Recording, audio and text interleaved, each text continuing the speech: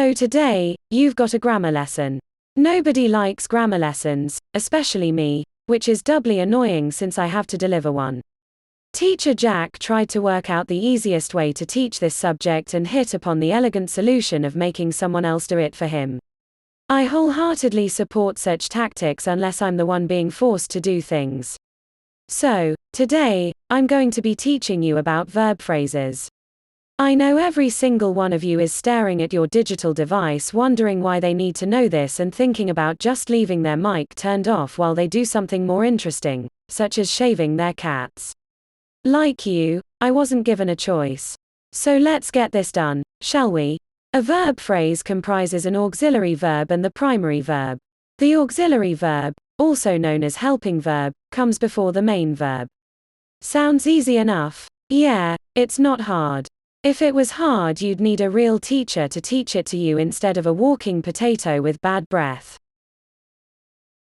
So what is a verb phrase? I hear nobody ask.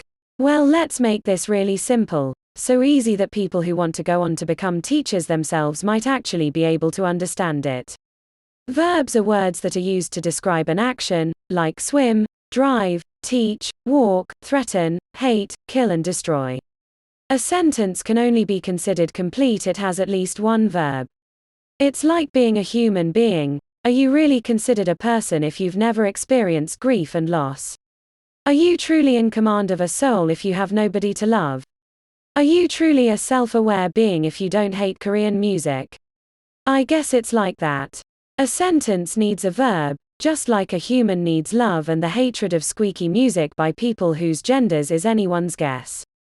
The verb can either be an action verb or a linking verb that links the sentence subject to additional information regarding the subject. The information tells more about the subject. Like everything else, it's probably easier if I show you. Active verbs are used to demonstrate doable activities, whereas linking verbs define conditions.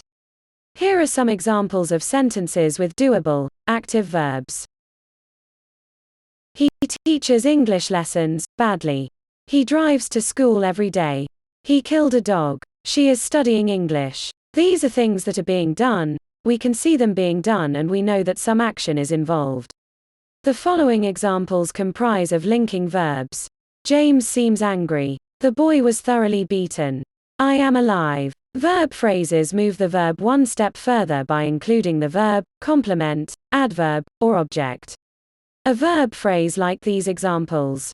He was walking quickly to the bank. This example has a verb, which is walking, and a complement, which is to the bank. Bored yet? You thought that was bad. Can you imagine how much worse this is going to get?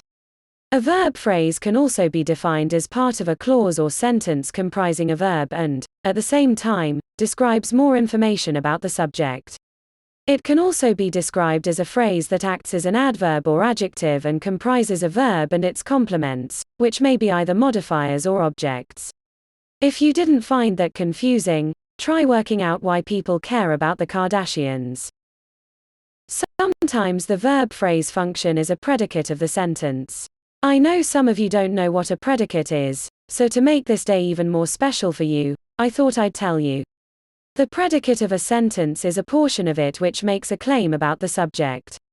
For instance, in the simple sentence, Mary smokes, the predicate would be the verb smokes. In traditional grammar, sentences are regarded as consisting of a subject plus a predicate. In more modern times, nobody cares, and what's important to remember is that nobody cares and nothing bad happened. Here are some of the examples of verb phrase where the verb phrase functions as a predicate of a sentence. Here, the verb phrase comprises of the main verb and auxiliary verbs, also known as helping verbs. He was walking quickly to the bank.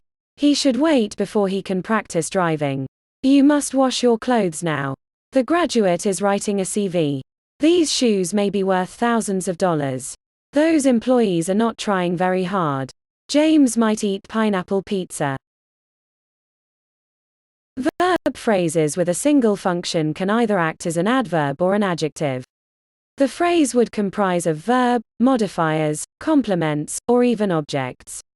This is illustrated in the following examples. At last, we can afford to buy a brand new car.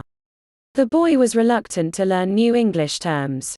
David opened the window to let in the fresh air. When he comes, we will visit my dad.